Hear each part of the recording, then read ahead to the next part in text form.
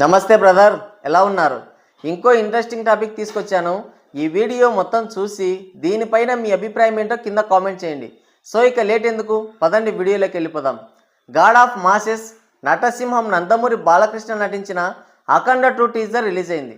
ఈ teaser unanimous రెస్పాన్స్ని దక్కించుకుంది. బాలయ్య ఫ్యాన్స్కి ఇది ఒక విజువల్ ట్రీట్ అనే చెప్పాలి.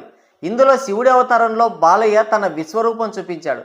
అదిరిపోయే ఎలివేషన్స్ మధ్యలో ఒక పవర్ఫుల్ డైలాగ్తో రెచ్చిపోయాడు. ఆ సీన్కి తగ్గట్టుగా బాలయ్య తన స్క్రీన్ ప్రజెన్స్తో దుమ్ము లేపాడు. పవర్ఫుల్ ఎంట్రీతో బాలయ్య విజృంభించిన తీరుకి ఆడియన్స్ ఫిదా అయిపోయారు.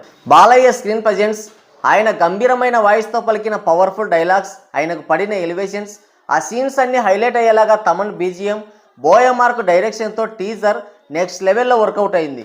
24 గంటల్లో 24 మిలియన్లకి పైగా వ్యూస్ రాబట్టి సంచలనం సృష్టించాడు బాలయ్య.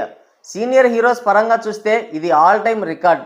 ఈ రికార్డుని కొట్టడం ఇప్పట్లో అయ్యే పని కాదు. నెవర్ బిఫోర్ ఎవర్ ఆఫ్టర్ అన్న రేంజ్లో పెళ్ళింది టీజర్. పాన్ ఇండియన్ మూవీస్ పరంగా చూస్తే ఆల్ టైమ్ టాప్ 5 ప్లేస్ని దక్కించుకుంది టీజర్.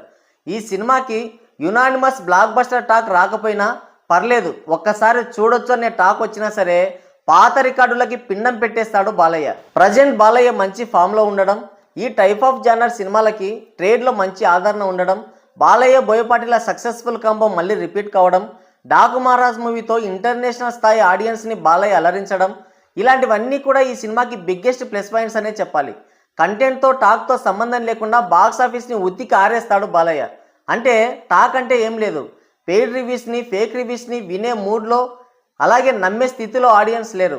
ఇది బాలయ్య బోయపాటి సినిమా, వీళ్ళ మ్యాజిక్ని ఒకసారి థియేటర్లో చూడాలి అనే ఫీలింగ్లో ఉన్నారు ఆడియన్స్. ఇక కంటెంట్ అంటారా, కొంచెం అటు ఇటు అయినా కానీ బాలయ్య తన స్క్రీన్ ప్రజెన్స్తో యాక్టింగ్తో కవర్ చేసేస్తాడు. కాబట్టి హిట్టుకు వచ్చిన భయం అంటూ ఏం లేదు.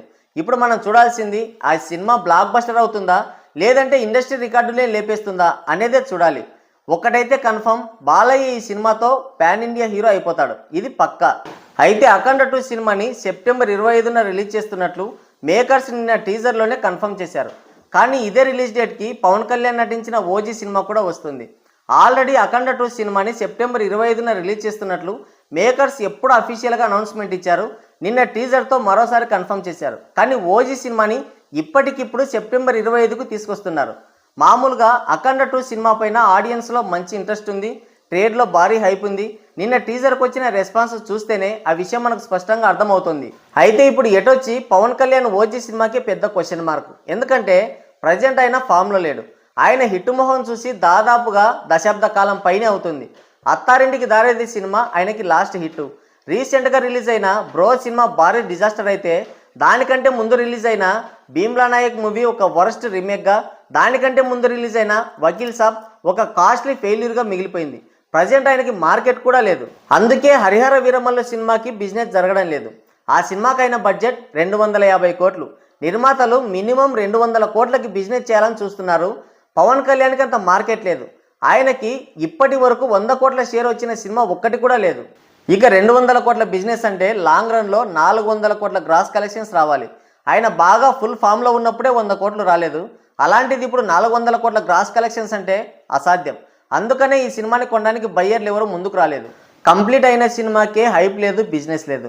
జూన్ 12న అంటే ఈరోజు సోలో రిలీజ్ డేట్ ఉండే, అదే సోలోగా రిలీజ్ అయ్యే ఛాన్స్ ఉండే.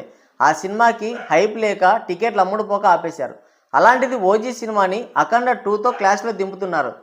అసలు రిలీజ్ కాని సినిమాకే నా సినిమాని ఆపాలని చూస్తున్నారు, కుట్ర చేయాలని చూస్తున్నారు, కుట్రలు చేస్తున్నారని ఒక పబ్లిసిటీ స్టంట్ ఎలాగైతే వేశారో ఇది కూడా ఒక పబ్లిసిటీ స్టంటే. సినిమాకి హైప్ తీసుకురావడానికి ఇలా చేస్తున్నారు. అఖండ 2 ఓజీ ఈ 2 సినిమాలు కనుక క్లాష్ అయితే పోటీ రసవత్తరంగానే ఉంటుంది. అయితే ఈ పోటీలో బాలయ్యతో పవన్ నెగ్గడం అసాధ్యం.